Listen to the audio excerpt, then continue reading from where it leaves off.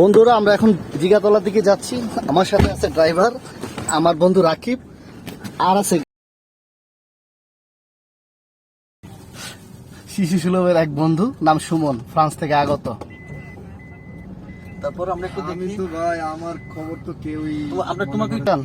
আর এই হলাম গা আমি আমার মতোই আছি। হ্যাঁ, আমি পিছনে বসছি।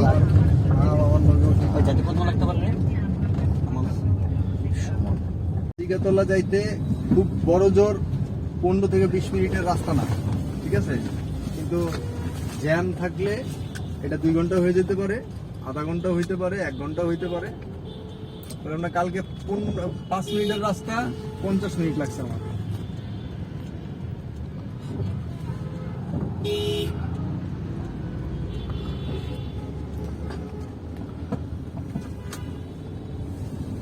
পাঁচ মিনিটের রাস্তা 50 মিনিট লাগছে, বুঝছ?